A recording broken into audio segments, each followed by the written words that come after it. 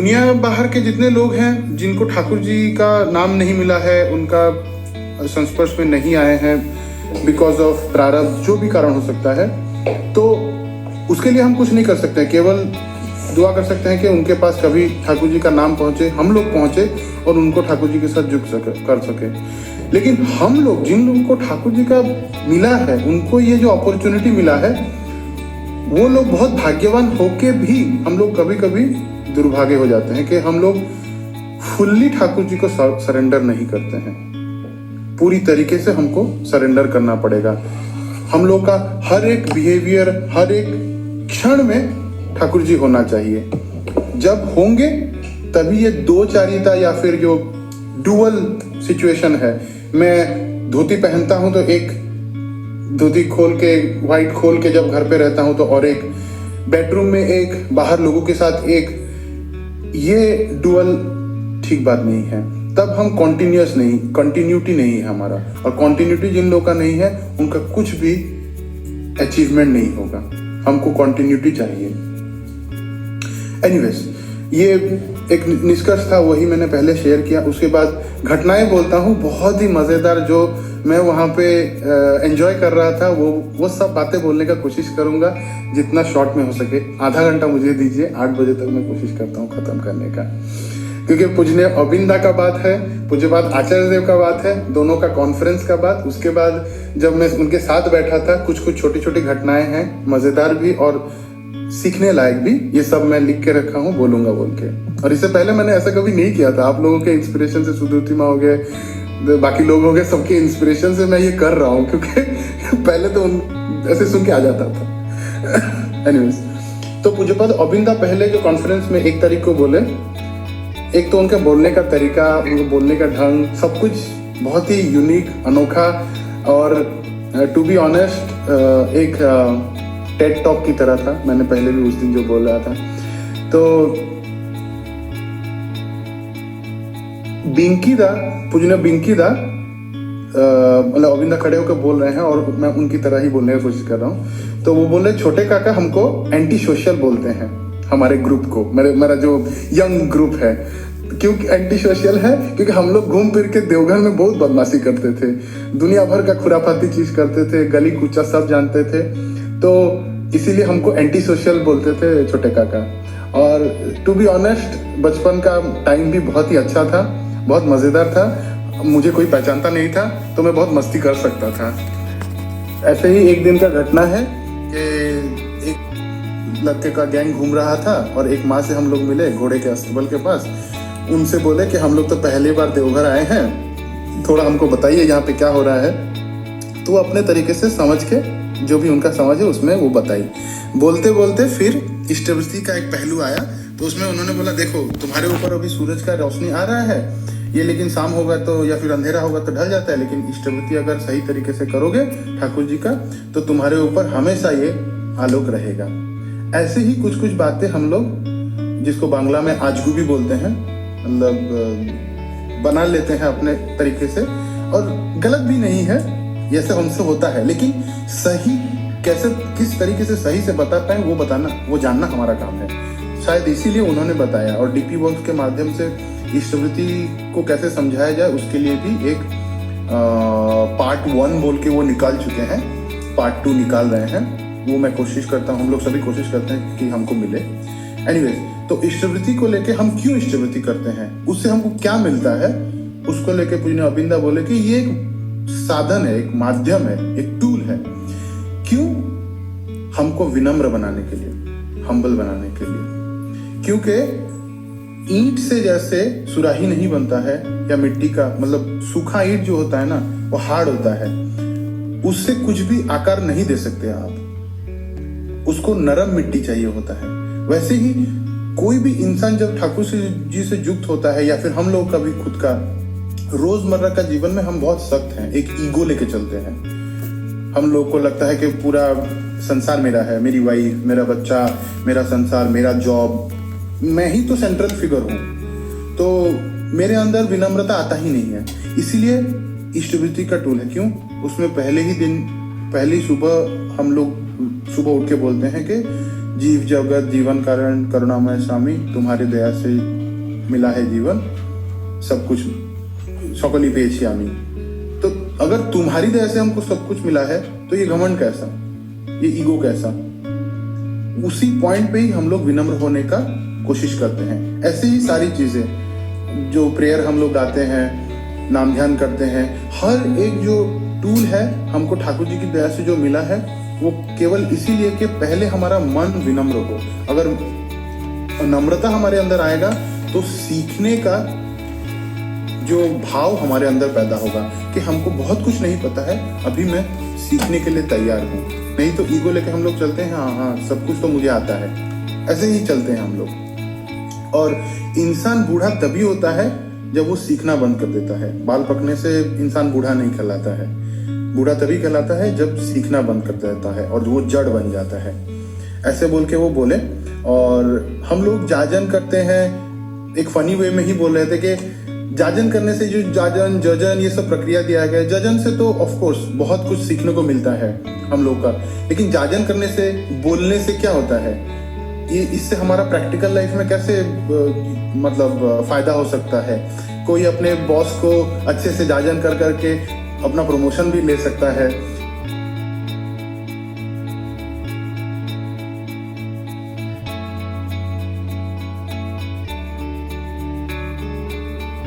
तो कितना फायदे का चीज है जाजन, बोल के मजाकिया वे में वो बोल रहे थे। लेकिन बेसिकली बोले कि ये सब जितने सारे टूल हैं, हम बोलते हैं कि दूसरों के लिए नहीं, ये हमारे लिए है, जिससे हम कॉन्स्टेंटली ठाकुर जी को प्यार कर सकें और हमारा आंतरिक परिवर्तन के लिए सहायक होता है। फिर और एक स्टोरी बताया कि जो मैं उस दिन भी बोला था कि ये ह्यूमिलिटी का आवश्यकता क्यों है और ये सीखने का आवश्यकता क्यों है, उसको एक मतलब एक मेटाफोर जैसा बोल रहे थे। तो लायन किंग बोल के एक मूवी है, उसमें छोटा बच्चा राजा का बेटा पैदा होता है, उसको उसका पापा मुफासा ऐसे पकड़ के सबके सामने, प्रजा के सामने रखता है, तो सभी प्रजा पूरा उसको प्रणाम करते हैं। वैसे ही पूज्यपद अविंदा बोल रहे हैं कि मेरा जन्म भी ऐसा ही कुछ सिचुएशन में हुआ कि मैं 5th जनरेशन हूँ ठाकुर जी का। मुझे दादाजी पकड़े हुए हैं, शिशु दादा, और सारे लोग चारों तरफ से देख रहे हैं बड़दाबाड़ी में। तो बचपन से ही मेरे अंदर बहुत ईगो था कि मैं क्यों कुछ करूं, कोई काम मुझे करना है नहीं, मैं बोलूंगा तो सब कुछ हो जाएगा यहाँ पे, मैं यहाँ का राजा धीराज टाइप का हूँ। लेकिन ये बात शिशि आचार्य देव को, वर्तमान आचार्य देव को, उनके पिताजी को एकदम पसंद नहीं थी कि घमंड अच्छी चीज नहीं है। तो एक दिन जब वो थोड़ा उम्र हो गया, बहुत बदमाशी भी कर रहे थे, तो पूज्यपाद आचार्य देव उनको और उनके पूरा गैंग को आदेश दिए कि तुम लोग मिल के देवघर का जितना डस्टबिन है साफ करोगे। तो ये जो एक्टिविटी उनको मिला, अभी आचार्य देव से बोला गया है, ऐसे भी वो मानते ही हैं उनका बात। तो डस्टबिन सब साफ किए। वो जब साफ किए लोगों का गंदा कचरा वो सब, तो तभी उनका ईगो धीरे धीरे, अहंकार धीरे धीरे कम होने लगा। और उसके बाद से ये प्रोसेस चालू है बोल के वो बोले, धीरे धीरे कट ही रहा है रोज। और उसी सिलसिले में बोले कि हम लोग मतलब ये करेंगे तो ऐसा होगा, हमारा विनम्रता जब भी बढ़ेगा, हम लोग जानेंगे कि हम दूसरों से मतलब ईगो हमको डिफरेंशिएट कराता है दूसरों से। हाँ, जो मेरे सबऑर्डिनेट हैं, जो मेरे साथ काम कर रहे हैं या फिर सहकर्मी हैं, उन लोगों को मैं, अगर विनम्रता मेरे अंदर नहीं होगा तो मैं कभी उनका उपदेश या फिर कोई भी सुझाव नहीं ले सकता हूँ, क्योंकि मुझे लगेगा कि हाँ मैं तो सबसे ज़्यादा जानता हूँ, बहुत दिनों से हूँ। बोले एक एग्जाम्पल, मैं 150 साल का उम्र हो गया है, मेरे से दुनिया में सभी छोटे हैं, उसका मतलब क्या है, मैं क्या नहीं सुनूं? ऐसा ही घटना एक बोले के उनका दोस्त है रणेंद्र बोल के, और पूज्यपाद आचार्य देव का जन्म दिवस के लिए महाराष्ट्र से एक डांस ट्रूप आया था। उन लोगों को कुछ एक रिटर्न गिफ्ट का आइडिया दिया गया। तो उसमें असम का एक टिपिकल गमछा होता है, वो गमछा उस रिटर्न गिफ्ट का पैकेज में दिया गया था, मतलब प्लान था वैसा। 2 दिन पहले उनका वो दोस्त रणेंद्र आता है, बोलते हैं असम का गमछा का एक एस्थेटिक वैल्यू है, उनके लोगों का एक कल्चरल उसकी तरफ रेस्पेक्ट है, अगर कोई और लेता है जिसको इसका समझ नहीं है तो उसको गलत तरीके से यूज कर सकते हैं, तो या फिर यूज कर सकते हैं जिससे इनके भावनाओं को ठेस पहुंचे। तो वैसा नहीं करके हम लोग कुछ और कपड़ा देते हैं जिससे ये भावना को ठेस भी ना पहुंचे, उनको एक गिफ्ट भी मिले। लेकिन ये 2 दिन पहले बोले तो पूज्यपाद अविंदा बोले कि ये सुझाव को मैं नकार भी सकता था, एकदम कोई जरूरत नहीं था वैल्यू करने का। लेकिन ये ही होता है कि आपका सहकर्मी है, वो असम से बिलोंग करता है, तो उसका भावनाओं को मैंने रेस्पेक्ट किया और बोला कि नहीं, हम लोग को देना तो है लेकिन ये असम का गमछा निकाल देते हैं। और आसनसोल से वो रेडी करके भी लाए थे, लेकिन बोले कि साफ करके 2 दिन में रेडी करना, ये 300 गमछे का दायित्व तुम्हारा है क्योंकि सुझाव तुम्हारा है। तो वो भी बोल रहे थे। लेकिन ये बताने का तात्पर्य यही था कि हम लोग वैल्यू दे, रेस्पेक्ट दे अपने सहकर्मियों को, हर किसी को, छोटे से छोटा भी उम्र में क्यों ना हो। कल को हमारा बेटा भी आएगा सत्संग का काम करने, बेटा है बोल के हम लोग बोले अरे तुझे कुछ नहीं आता, तू तो अभी शुरुआत किया है, ऐसा क्या करेंगे? उत्साह देना ही हमारा काम है, ऐसा बोल के वो समझाए। फिर धीरे धीरे बात ऐसी इधर उधर का भी बहुत सारा बात बोल रहे थे, उसमें से एक फनी था, वो मैं बोल रहा हूँ कि हम लोग इष्टवृत्ति करके सोचते हैं कि हम लोग ठाकुर जी को दे रहे हैं, मतलब जैसे एज इफ ठाकुर जी इष्टवृत्ति के ऊपर डिपेंडेंट हैं, या फिर बहुत सारी जगह पे बात करते हैं अरे इष्टवृत्ति से चलता है। और बाहर समाज में भी एक नॉर्मल थॉट है कि नहीं, हाँ ये संस्था इष्टवृत्ति से चलता है, लोग पैसा देते हैं तभी चलता है। तो उसको एक्सप्लेन करने के लिए पूजनीय अविंदा बोले पता है आपको, ये जो रोल्स रॉयस का गाड़ी रखा हुआ है ठाकुर जी का, कभी एक गिफ्ट हुआ था वो ठाकुर जी के लिए, वो उसका कॉस्ट आज के डेट पे क्या है पता है? बोले 15 से 18 करोड़। और हम लोग किस गाड़ी में चलते हैं? 20-25 लाख का एक गाड़ी में। तो सत्संग का सच डिवैल्यूएशन हुआ है या एप्रिसिएशन हुआ है? तो हम लोग तो अपने खर्चे से ठाकुर का काम कर रहे हैं, ऐसा बोल के बंगाली में जोक करके बोल रहे हैं। तो ऐसा कभी मत सोचिएगा कि ठाकुर जी डिपेंडेंट है इष्टवृत्ति के ऊपर, ये डोनेशन नहीं है, ये अनुराग के साथ दिया गया ऑब्लेशन है, तो उससे हम लोग ही कृतार्थ होते हैं, ऐसा बोल के वो बताए। और मैं जो समझा वो बताया आप लोगों को। और एक दादा आके एक बार पूजनीय अविंदा को बोल रहे हैं, वो बिजनेसमैन थे, तो बोले कि पहले हम लोग ठाकुर जी का काम भी कम करते थे और इष्टवृत्ति भी कम अमाउंट का देते थे और बिजनेस भी बहुत अच्छा चलता था। धीरे धीरे हम लोग ठाकुर जी का काम ज्यादा कर रहे हैं और इष्टवृत्ति भी ज्यादा दे रहे हैं, लेकिन बिजनेस कम चल रहा है। तो सब लोग एक साथ जोर से हंसने लगे। इसका कारण क्या है? तो पूज्यपाद अविंदा बोल रहे हैं कि ठाकुर जी का दया पानी का बोतल जैसा है, आप जब तक पूरा खाली ना कर दें तब तक आपको फिर नहीं भरेगा। इधर आप पी के खाली कर सकते हो या फिर पानी जो बचा हुआ है उसको फेंक के खाली कर सकते हो, लेकिन भरेगा तभी जब वो कंप्लीटली खाली होगा।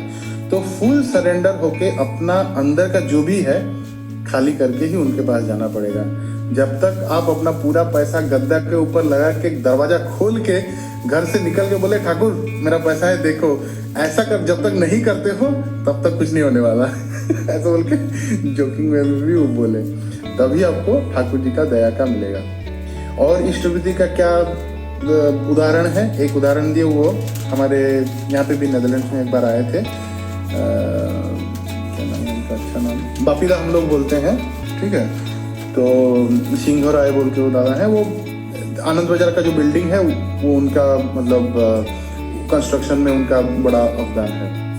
तो सुदीप्त सिन्हा राय, ठीक है। तो बापीदा का बचपन का एक केस है कि थोड़ा मतलब यंग एडोलेसेंट एज में वो घर से एक बार भाग गए थे और बिना पिताजी माताजी को बताए, और काफी दिन हो गया, महीना भर हो गया शायद, उसके वजह से माता पिता परेशान होके और तो उपाय नहीं है, जाके देवघर में बौद्धा के पास, शिशु बौद्धा के पास निवेदन किए कि हमारा लड़का वापस नहीं आ रहा है और कहाँ गया है नहीं पता है।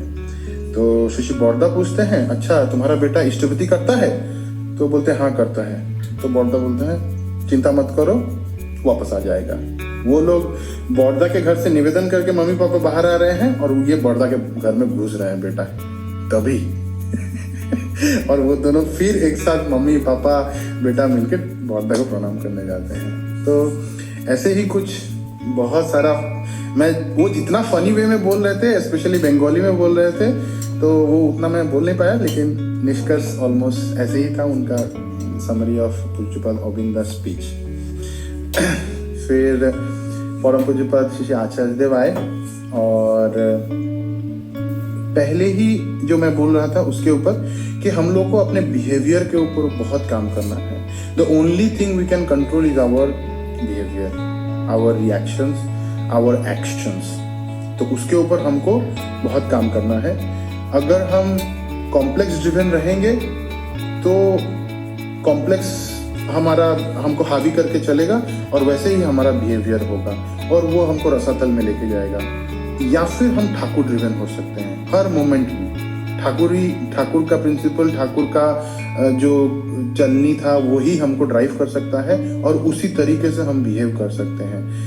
यही वो समझाने का कोशिश कर रहे हैं। अगर एक क्षण ठाकुर एक क्षण कॉम्प्लेक्स, उसी में हम लोग हमेशा स्प्लिट पर्सनालिटी जैसा रहते हैं। सत्संग में हैं तो पूरा एकदम सफेद पहन के स्ट्रेट बैठ के बढ़िया से प्रेयर कर रहे हैं, घर पे हैं कोई देख नहीं रहा है, प्रेयर पे पूरा ढीला ढाला है। यही सब डिफाइन करता है कि आपका कैरेक्टर बिल्डिंग कैसे हो रहा है। इसी सिलसिले में बोले कि शशि ठाकुर को हम परम प्रेम में बोलते हैं। उनको सब बोलते हैं कि इतने लोगों का दुख समझते थे, सब कुछ करते थे। हमको तो आके कोई एक बार भी नहीं बोलता है। हमारे सर्कल में कोई हमको बोलता है कि तुम प्रेममय हो, या फिर ठाकुर कुछ जो एडजेक्टिव लेते हैं, तो क्यों नहीं है ऐसा? अगर उतना अचीव नहीं कर पाए हैं तो हम क्या कर रहे हैं? हम लोग को वैसे ही बनना है ताकि लोग हमको उंगली दिखा के बोल सके कि ये एक प्रेममय बंदा है, ऐसा बोले पूरा। तो इसके लिए हमको अनटॉटरिंगली कॉन्सेंट्रिक होना पड़ेगा ठाकुर जी के प्रति हमेशा। और निरवच्छिन्नता जो बोलते हैं, निरवच्छिन्नता, उसी से ही अचीवमेंट होता है। भले ही वो अच्छा हो या बुरा हो, लेकिन लगे रहने से, निरवच्छिन्नता से तभी कुछ अचीव होता है। उसमें वो दुर्योधन और युधिष्ठिर का एग्जाम्पल दिए कि दोनों स्वर्ग में पहुंचे थे। ये अच्छा काम करके कॉन्स्टेंटली सच का काम करते थे, अच्छा काम करते थे, और दुर्योधन हमेशा कॉन्स्टेंटली बदमाशी शैतानी करके पहुंचा। लेकिन कॉन्टिन्यूटी ही किसी को एक जगह पे लेके जाती है बोल के वो एग्जाम्पल दिए। और वो शैतानी करके बोलता भी था कि शैतानी है। हमारी तरह कपट नहीं था कि हम शैतानी भी करते हैं और बोलते भी नहीं है, दिखाते हैं अच्छे हैं बोल के। तो ये बात भी देके हम लोग को एक एग्जाम्पल सेट किए कि तुम निर्वचनीय तरीके से ठाकुर जी के साथ युक्त होके रहो, तभी जो ब्लिस या फिर पैराडाइज हमको मिलेगा। हर दिन उठ के हर समय हर घड़ी में पूछो कि क्या मैं आपके कोई काम आया हूँ, ठाकुर जी के काम आया हूँ, या फिर ये जो ठाकुर जी जिस तरह से बोले ऐसे बिहेव कर पा रहा हूँ। ये हमेशा अपने आप को पूछिए। और अगर नहीं कर रहे हैं तो हम लोग वही डुअल बिहेवियर कर रहे हैं। और एक बढ़िया मतलब एक तर्क दिए जो मुझे अच्छा लगा। 4 कैपेबिलिटीज होते हैं, 4 क्षमताएं होती हैं हमारे अंदर, हर किसी के अंदर। एक होता है ज्ञान का, एक होता है आचरण का, एक होता है प्रभाव का, इन्फ्लुएंस का, और एक होता है संग्राम का। नॉलेज जो ज्ञान का क्षमता है, इसको हम लोग जो ठाकुर जी को एक्सेप्ट किए हैं, हम लोग कोशिश करेंगे उनके बारे में और जानने के लिए, जान के हाँ ये सिचुएशन में ठाकुर जी का ये बात काम में आएगा, इस बंदे को बताते हैं, ऐसा करके उसको सर्विस देते हैं। तभी हम लोग एस्टेब्लिश कर पाएंगे ठाकुर को अपने परिवेश में। तो ये हो गया ज्ञान का क्षमता। दूसरा है आचरण का क्षमता। उसके ऊपर बहुत स्ट्रेस दिए और बोले कि हम लोग स्वतः अनुज्ञा पढ़ते हैं। हम लोग बोलते हैं सुबह उठ के मैं क्रोधी, मैं अमानी, मैं निर्लस, ये भी बोलते हैं। और दूसरे मोमेंट में अपने सहकर्मियों के साथ यहाँ छोटा सा कुछ काम हो रहा है, यहाँ पे ठाकुर जी का एक छोटा सा एक्टिविटी हो रहा है, उसमें 2 सहकर्मियों के बीच में झड़प हो जा रहा है, तो हम कैसे अमानी हैं? ये तो मान का ही खेल है, उसका ईगो मेरा ईगो क्लैश ही हुआ है। अगर आपके वजह से किसी को दुख पहुंच रहा है या फिर किसी को इनसिक्योरिटी, ये फीलिंग ऑफ इनसिक्योरिटी ही है बोल के वो पूरा बोले कि इस इनसिक्योरिटी है, आपके वजह से उसके मन में क्यों इनसिक्योरिटी आया, ये आपको जानना पड़ेगा। और ऐसा वो फील करता है, लेकिन आपको वापस उसकी तरह बिहेवियर नहीं करना है। वो एक ही चीज आप कंट्रोल कर सकते हो, अपना रिएक्शन को। वो आके गुस्से में आपको बोल दिया कुछ भी, लेकिन आप उसको कैसे बर्ताव करोगे, यही दिखाता है कि आपके अंदर आचरण का क्षमता है या नहीं, और ठाकुर जी की तरह हम लोग आचरण कर पा रहे हैं या नहीं। तीसरा हो गया प्रभाव, इन्फ्लुएंस का क्षमता। हम लोग बहुत सारे अच्छे पोजीशन में हैं, जो भी जिस पोजीशन में है वहां पे रह के अपने परिवेश को इन्फ्लुएंस कर सकता है, इंस्पायर कर सकता है, इंस्पायर करके लोगों को ठाकुरमुखी कर सकता है। चौथा हो गया संग्राम क्षमता। ये हमको खुद को ठाकुर जी के साथ युक्त करके रखता है। उसका एग्जाम्पल वो दिए, एक एसपीआर दादा थे, उनका घर से निकल रहे थे कुछ दीक्षा कर्म के लिए, तभी बहू उनकी प्रसव में गई है, मतलब लेबर पेन आया है, और पता चला है कि बच्चे के गर्दन में लपेट गया है उसका जो अम्बिलिकल कॉर्ड है। बहुत ही कॉम्प्लेक्स सिचुएशन है। तभी वो घर से निकल रहे हैं तो बेटा बोल रहा है तुम ये सिचुएशन में कैसे जा सकते हो, बहुत गुस्सा होके ही बोल रहा है। उनकी बीवी भी बोल रही है कि एक बहू आपकी घर की वो ऐसे प्रसव वेदना में है, ये कॉम्प्लेक्स सिचुएशन है, इसमें आप ठाकुर जी इसके लिए निकल जा रहे हो। वो सबका बात सुनते हैं और अपने ही काम में निकल जाते हैं। सभी तो गुस्सा है, लेकिन वापस जब ये आते हैं शाम तक सब नॉर्मल हो गया है।